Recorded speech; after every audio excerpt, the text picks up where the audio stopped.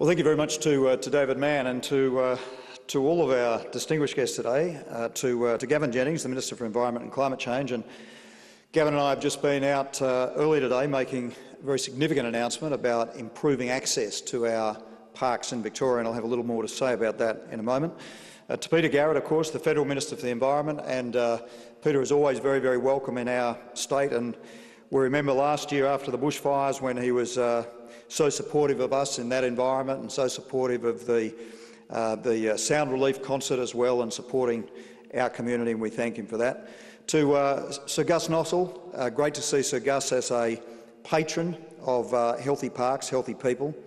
To our international guests, to Yuba Raj Busal, the Nepalese Minister for Forestry and Soils, to so many other international guests who are with us today, to Bill Jackson, the Deputy Director-General of the International Union for the Conservation of Nature, to Rob Gerran, the Chair of Parks Victoria, to Mark Stone, the CEO, to all of our distinguished guests, ladies and gentlemen.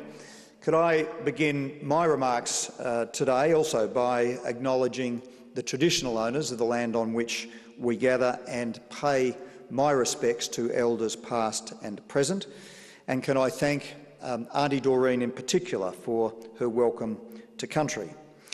And Bill Nicholson, in that video that we just saw a few moments ago, reminded us, I think, of that very special relationship that exists between Indigenous people and the land. It's a profound and a meaningful bond. And I think that in coming together as we have today to talk about parks and people and the relationship between the two, there's certainly much that we can learn, I think, from the Indigenous experience. And so thank you once again for that wonderful welcome. And can I also welcome all of our delegates here today to the Melbourne Convention and Exhibition Centre, one of the greenest convention centres in the world, 6-star rated, and certainly the greenest in Australia. We're very proud of it and welcome you here to this inaugural Healthy Parks, Healthy People Congress. This is certainly an exciting day for our state. We've long been considered, I think, a leader in recognising the connection between a healthy environment and a healthy society. And in fact, the Healthy Parks, Healthy People philosophy originated right here, and it's been taken up across the world. I want to give a very warm welcome today to the many interstate and international visitors that we've got with us. I hope you enjoy your week in Melbourne. We've got people from 35 different countries, everywhere from Canada to Kenya to Nepal to South Korea and beyond. And so welcome to Melbourne and welcome to our great state.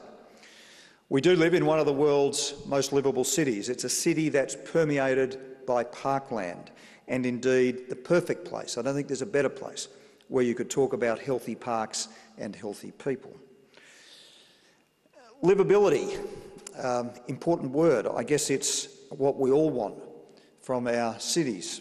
We want urban environments that are good to live in, to work in, to grow up in, and to move around in. And we're proud that Melbourne is consistently rated as one of the world's most livable cities. In fact, we haven't dropped out of the top 3 in any year in the past decade, and we've twice been number 1. But we also know that livability is not a static concept. In a world that's always changing, we need to be constantly thinking about how to develop, how to grow, without losing what's distinctive and valuable about our city. And I think that's true of every community in every country. And that's why events like this one are just so important, because they're about identifying the challenges before us and about sharing ideas for meeting those challenges. And it's also about recognising and celebrating the integral link between humanity and nature, between people and parks. And I say that because it's very clear. The reason, in a sense, we're all here today is because our parks are a major contributing factor to our livability, or as we just saw in the video, towards our breathability. And it's never been more clear that the well-being of our natural environment and the well-being of our people are inextricably linked. The World Health Organization defines health as a state of complete physical, mental and social well-being, and not merely the absence of disease or infirmity. And when we talk about healthy parks and healthy people, I think we need to keep that holistic definition really at the forefront of our minds, because all modern urban societies, like Victoria and like the various communities, many of which are represented here today, face health challenges in all of these senses. And today, by the way, is also, of course, World Health Day. So I'll just spend a minute mentioning this, because physically we're seeing a rise in preventable diseases, lifestyle diseases, like obesity and like diabetes. We've got some parts of our state where 1 in 7 people are type 2 diabetic.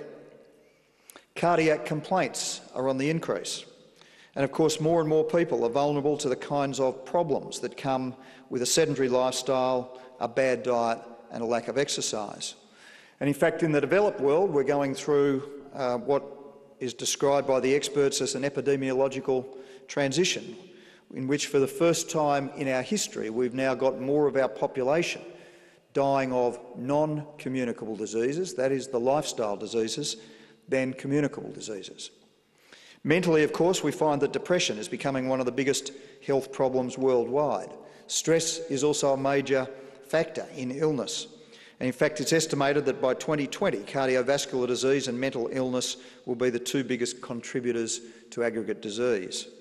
And socially, of course, we're well aware of the challenges of family breakdown, of community fragmentation, of isolation.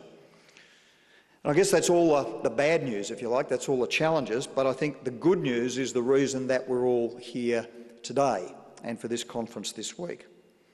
I don't think I need to convince any of you that parks can play a major role in addressing not just one, but every one of those challenges that I've outlined today.